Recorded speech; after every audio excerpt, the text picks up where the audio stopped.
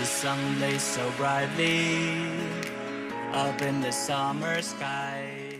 Salut les amis, j'espère que tout le monde va bien. On se retrouve comme promis, nouvelle vidéo, playlist investissement immobilier. On est sur le chantier du petit studio. Donc vous voyez, ça a déjà pas mal avancé. Sachant qu'on a commencé le 12 novembre et que je ne suis pas entièrement sur le chantier tout le temps parce que faut que j'assure aussi les chantiers de mes clients. Donc j'essaie de faire un maximum quand même pour avancer au plus vite. Donc vidéo qui va être un peu dans le détail, on va parler un peu technique et je vais vous montrer ce qui a été fait, comment c'était avant, ce qui va être fait plus tard, voilà. Donc on y va, on commence tout de suite. Alors voilà ce que ça donne maintenant qu'on a tout démoli.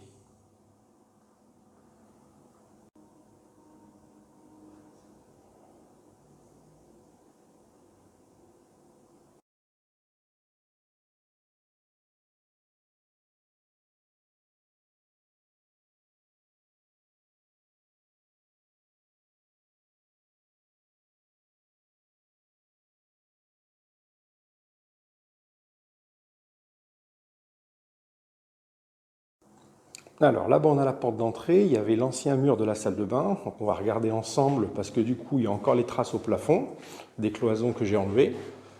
Donc voilà, on avait l'ancienne cloison de la salle de bain ici. Donc vous voyez la cloison, ça faisait comme ça, là. Alors pourquoi là il y a un décroché? Parce qu'avant là c'était l'ancienne petite kitchenette. Et dans le prolongement, donc ici, il y avait donc un placard avec l'ancien compteur électrique qui n'était pas aux normes, mais en plus qui était collé au plafond.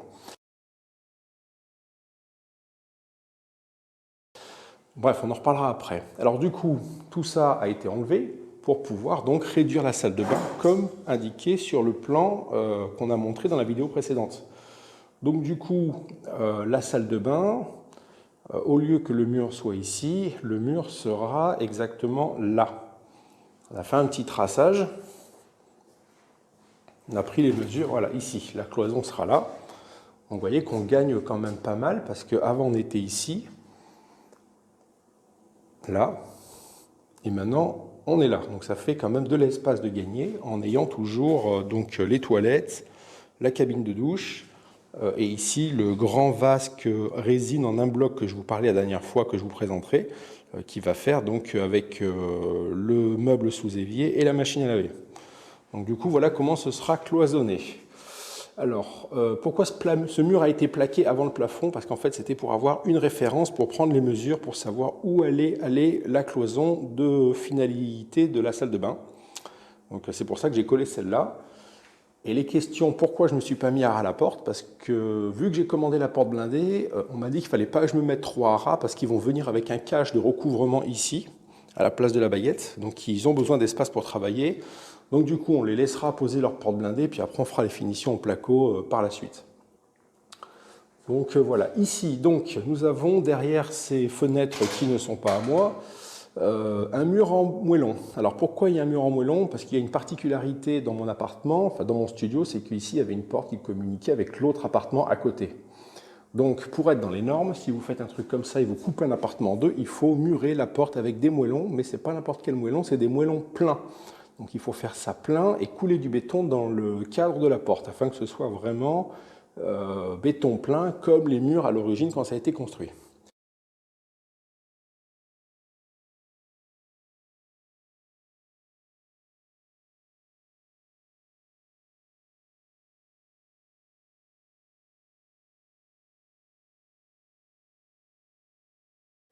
Donc voilà au niveau du murage de la porte. Ensuite, ma foi, tout a été démoli. Hein, et j'ai commencé à faire donc les saignées la semaine dernière. Donc, toutes les saignées ont été faites en fonction du plan que je vous ai montré dans la vidéo précédente. Donc là, on a micro-ondes, four, plaque. Là où on a la hotte, là on a des prises sur la crédence et l'interrupteur pour la cuisine, pour les lumières. Là à côté, il y aura l'évier. Ensuite ici, donc hier j'ai posé la gaine qui va accueillir le futur compteur parce que le compteur va être déplacé. Hein, celui qui pendouille là-bas, je vais le supprimer tout à l'heure. Donc là on est jeudi, c'est 8h50. J'ai prévu une coupure électrique à 11h30 dans l'immeuble pour pouvoir donc déplacer ça et le mettre ici.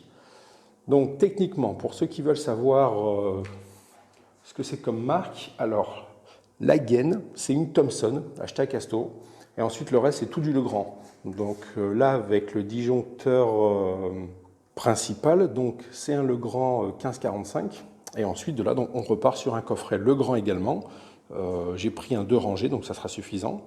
J'ai déjà passé le câble, donc c'est celui-là, hein, qui longe ici, qui passe là-bas et qui finit donc au fond, afin de ressortir derrière dans les parties communes pour le branchement tout à l'heure.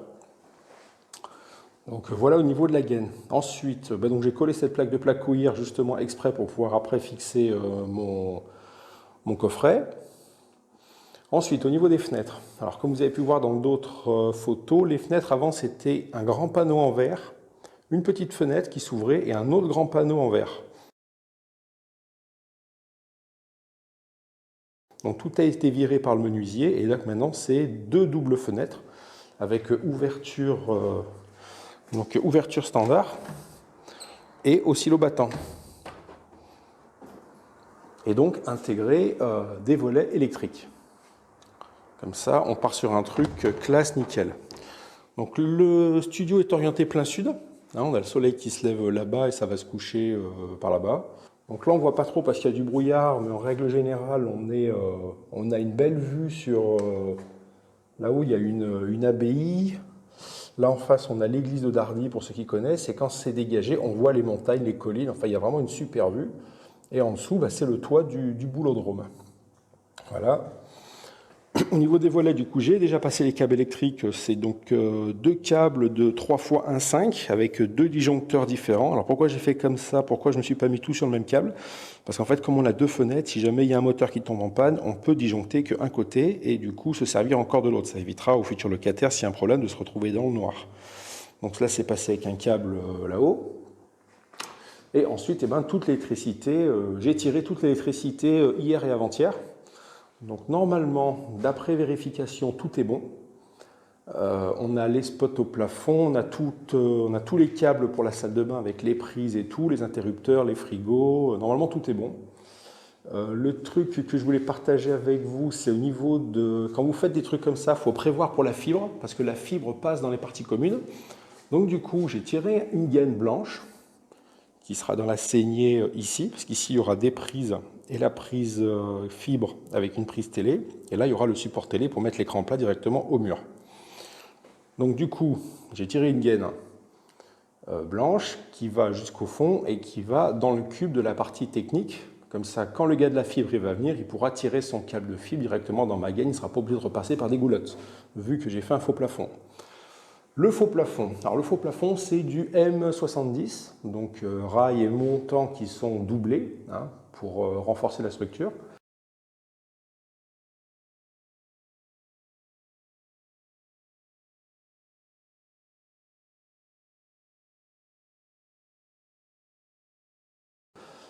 Ça fait 3,63 m la longueur. Et donc dans ces montants, donc j'ai percé mes trous avec un forêt à étager pour pouvoir passer donc toutes mes gaines électriques. L'intérêt de faire un faux plafond, c'est ça, c'est que vous pouvez mettre des spots encastrés et vous pouvez passer toutes vos gaines électriques dans les plafonds et comme ça, nickel. Comme l'appartement est quand même pas très large, c'était mieux de faire comme ça pour gagner de la place. Au niveau des saignées, j'ai commencé donc à tout reboucher. Là, j'ai passé une gaine pour l'interrupteur. Là, pareil, on a passé une gaine pour une prise. Là, il y a la fameuse gaine de la prise télé qu'il y avait avant qui va être déplacée, qui va se retrouver là-bas. Donc voilà, donc les saignées. Alors les saignées, pour ceux que ça intéresse, j'ai fait ça avec une ranureuse Airbauer. Donc Airbauer, c'est l'ancienne marque Titan de chez Brico Dépôt. Donc nickel, j'ai passé 4 jeux de disques diamant ventilés pour faire les saignées. Et franchement, j'en ai chié un truc de fou parce que vous voyez, c'est du béton plein. Et c'est du béton de l'époque, donc il est ultra compact et c'est ultra difficile de faire des saignées là-dedans. Donc voilà au niveau de tout ce qui est électrique et saigné. Au niveau de la VMC, alors la VMC, donc du coup, comme on a un plafond extra plat de 7 cm d'épaisseur, forcément j'ai pris une VMC donc extra plate. Donc ça fait des rectangles comme ça. Donc là on est en diamètre 125 rond qui passe en diamètre 125 plat. Donc là ça part là-bas j'ai mis une gaine alu qui rejoint la gaine de ventilation principale de l'immeuble, un T et qui part là-bas. Alors pourquoi il y a deux trucs? Là, on est en dessous du bac à douche, ici. Le bac à douche, donc, il va être là. Et ensuite, là-bas, ça part directement côté cuisine. Alors, ça arrive ici et donc la cloison est là. Donc, on est pile poil dans la cuisine, donc ça, c'est impeccable. Au niveau du carrelage, donc voici le fameux carrelage imitation parquet.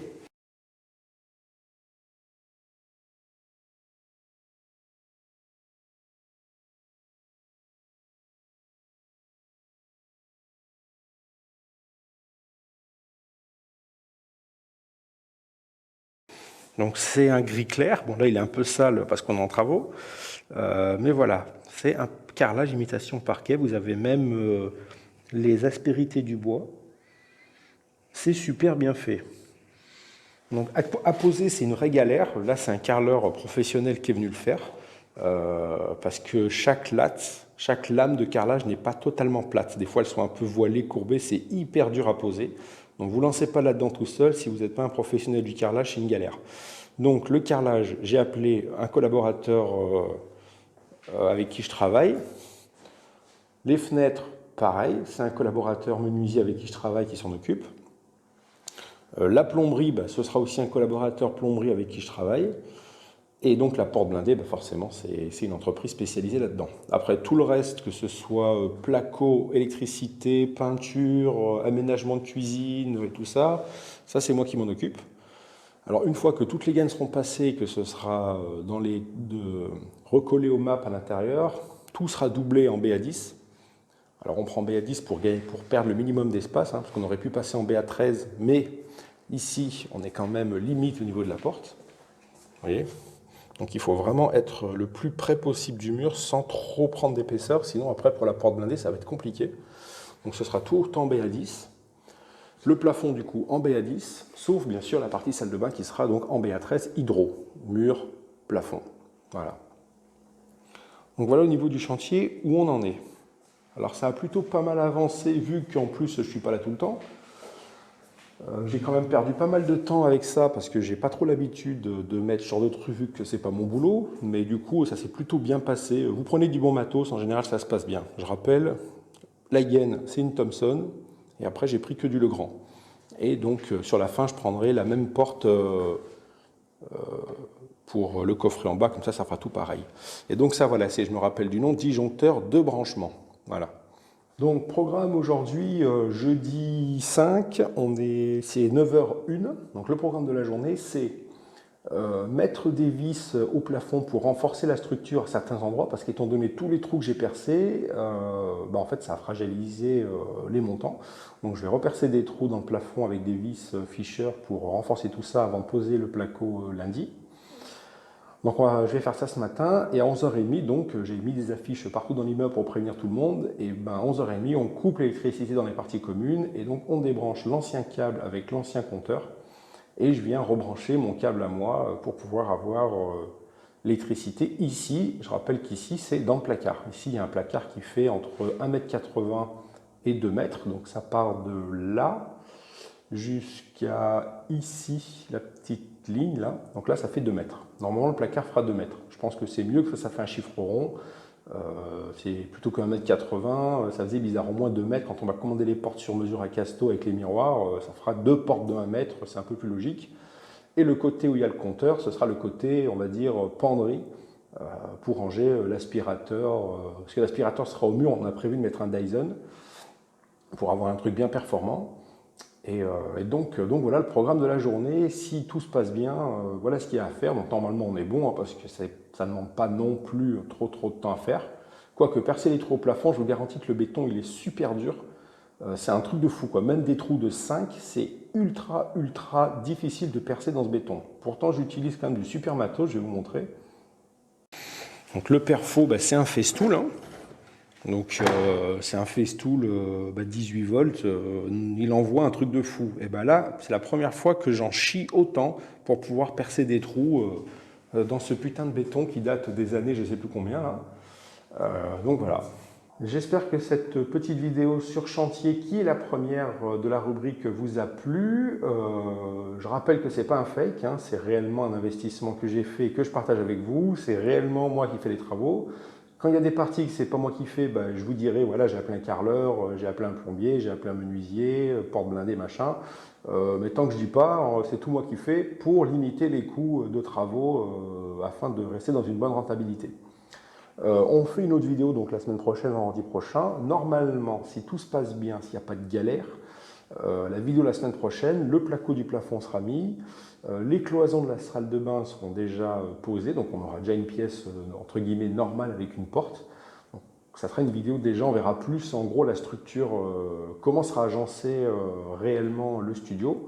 Il y aura aussi les deux petits morceaux de cloison donc, du placard de 60 cm. Voilà, on aura une meilleure vision du truc, ça sera moins bordélique là. Voilà, bah écoutez, j'espère que ça vous a plu. Si vous avez des questions, n'hésitez pas, parce que c'est pas un fake, c'est moi qui fais, donc je peux répondre à toutes les questions, n'importe lesquelles, niveau technique, tout ce que vous voulez.